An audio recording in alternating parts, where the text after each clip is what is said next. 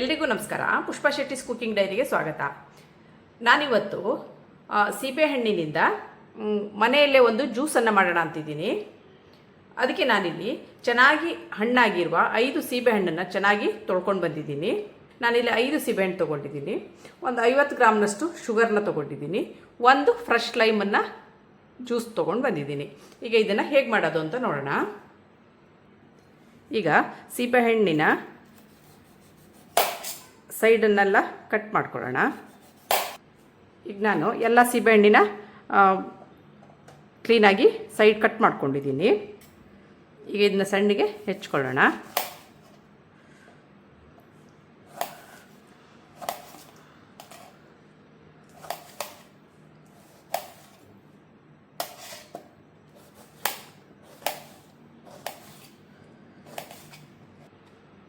ಈಗ ತಗೊಂಡಂಥ ಸೀಬೆಹಣ್ಣನ್ನು ನಾನಿಲ್ಲಿ ಕಟ್ ಮಾಡ್ಕೊಂಡು ಬಂದಿದ್ದೀನಿ.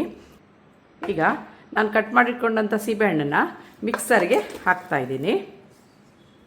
ಈಗ ಇದನ್ನು ಜ್ಯೂಸ್ ಮಾಡ್ಕೊಂಡು ಬರೋಣ.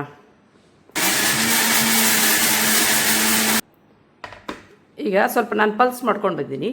ಈಗ ಸ್ವಲ್ಪ ನೀರನ್ನು ಸೇರಿಸೋಣ. ಇದಕ್ಕೆ ನೀರನ್ನು ಸೇರಿಸಿ ಮತ್ತೆ ಒಂದು ಬಾರಿ ಪಲ್ಸ್ ಮಾಡ್ಕೊಂಡು ಬರೋಣ.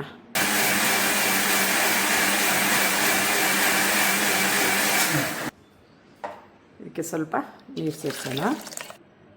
ಈಗ ಇದಕ್ಕೆ ಸ್ವಲ್ಪ ಮಿಕ್ಸಿ ತೊಳೆದ ನೀರನ್ನು ಹಾಕಿ ಚೆನ್ನಾಗಿ ಸೋಸೋಣ.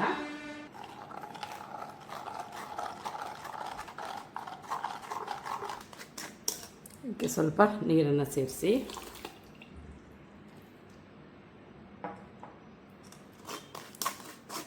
ಚೆನ್ನಾಗಿ ಸೋಸ್ಕೊಳ್ಳಿ.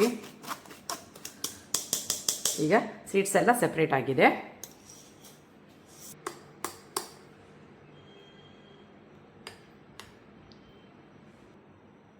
ಈಗ ಇದಕ್ಕೆ ಸ್ವಲ್ಪ ಒಂದು ಸಕ್ಕರೆಯನ್ನು ಸೇರಿಸ್ತಾ ಇದ್ದೀನಿ. ಹಾಗೂ ಒಂದು ಲೈಮ್ ಜ್ಯೂಸನ್ನು ಆ್ಯಡ್ ಮಾಡ್ತಾ ಇದ್ದೀನಿ.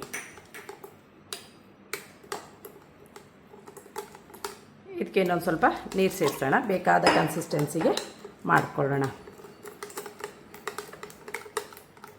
ಸಕ್ಕರೆ ಮತ್ತು ಲೈಮನ್ನು ಹಾಕಿ ಚೆನ್ನಾಗಿ ಕಲಸಿದರೆ ಈ ಗ್ಲಾಸಿಗೆ ಐಸ್ ಪೀಸನ್ನು ಸೇರಿಸೋಣ.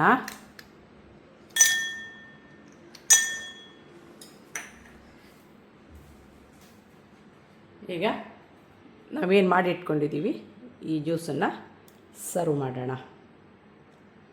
ಈಗ ಶುಚಿಯಾದ ಹೋಮ್ ಮೇಡ್ ಸೀಬೆಹಣ್ಣಿನ ಜ್ಯೂಸ್ ಸವಿಯಲು ಸಿದ್ಧವಾಗಿದೆ. ಹಾಗೆ ನಿಮಗೆ ನನ್ನ ಈ ರೆಸಿಪಿ ಇಷ್ಟವಾದಲ್ಲಿ ಪುಷ್ಪಾ ಶೆಟ್ಟಿಸ್ ಕುಕಿಂಗ್ ಡೈರಿ ಇದಕ್ಕೆ ಒಂದು ಲೈಕ್ ಕೊಡಿ, ಶೇರ್ ಮಾಡಿ, ಕಮೆಂಟ್ ಮಾಡಿ. ಸಬ್ಸ್ಕ್ರೈಬ್ ಆಗಿಲ್ಲ ಅಂದರೆ ಸಬ್ಸ್ಕ್ರೈಬ್ ಆಗಿ, ಹಾಗೂ ನಿಮ್ಮ ಫ್ಯಾಮಿಲಿ ಮತ್ತು ಫ್ರೆಂಡ್ಸ್ಗಳ ಜೊತೆನೂ ಹಂಚ್ಕೊಳ್ಳಿ. Thanks for watching. ಇಲ್ಲಿ ನಾನು ತಗೊಂಡಂಥ ಸೀಬೆಹಣ್ಣಲ್ಲಿ ಒಂದು 4 ಜನಕ್ಕೆ ಜ್ಯೂಸ್ ಆಗುತ್ತೆ.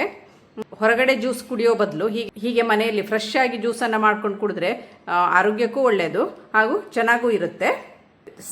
ಸಿಹಿ ನಿಮ್ಮ ಹದಕ್ಕೆ ಹಾಕ್ಕೊಳ್ಳಿ. ನಾನು ಒಂದು 50ರಿಂದ 70 ಗ್ರಾಮ್ನಷ್ಟು ಸಕ್ಕರೆ ಹಾಕ್ಕೊಂಡಿದ್ದೀನಿ. ಸಿಹಿ ನಿಮಗೆ ಎಷ್ಟು ಬೇಕು ಅಷ್ಟು ಹಾಕ್ಕೊಳ್ಳಿ. Thanks for watching.